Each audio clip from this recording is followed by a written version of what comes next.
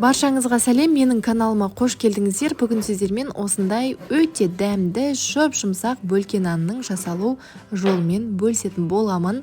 Міндетті түрде жасап, отбасыларыңызды қуантыңыздар. Дүкеннен ала бергенше арасында осылай өздерің жасап жегенге жетпейді ғой. Қараңыздар, қандай жұмсақ, өте керемет. Ал ендеше қажет заттарды дайындап алайық. Ең алдымен бізге ұн қажет, жылы су, тұз, шекер, дрожж, сұйық май қажет болады. Енді жылы суымызды құйып аламыз, үстіне шекерімізді, тұзымызды қосамыз, дрожжымызды қосамыз, 3 ас қасық сұйық майымызды қосамыз.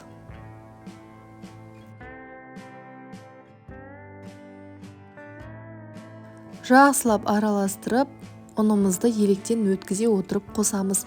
Ұнымызды мөлшерлеп алып алған соң барлығын бірден қоспаңыздар. Әртүрлі ұн болады, біреуі жеңіл, біреуі ауыр, яғни сортына байланысты. Өзіңіз қарап қосып отырасыз аз-аздан. Қажет болса тағы плюс қосуға болады. Жоқ, егерде көп болып кеткен болса, алып қалуға болады, жартысын қоспай. Мен осындай қамыр еледім, видеодағыдай қарап көрсеңіздер болады. Бетін жауып жылы жерге ашығанша қойып қоямыз. Қамырымыз ашыды біздің. Енді осындай арнайы бөлке нанға арналған ыдыс болады.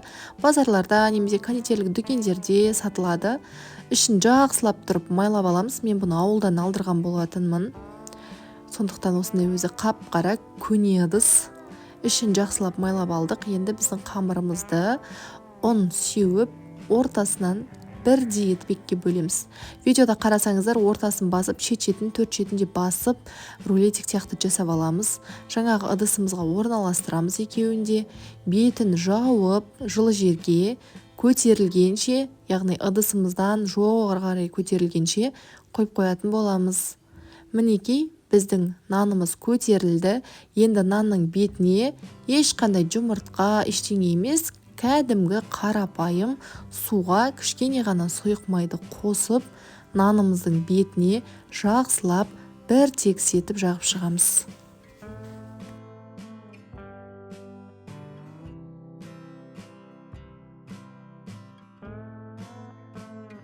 Енді әркімнің пеші әртүрлі қызады. Мен 180 градуста 45 минут қызарғанша пісіріп алдым. Сіздер пештеріңіздің қызуына қарайсыздар. 180-200 градуста қызарғанша толық пісіріп аламыз. Дәл осылай қып-қызыл болып, әп-әдемі болып пісу керек.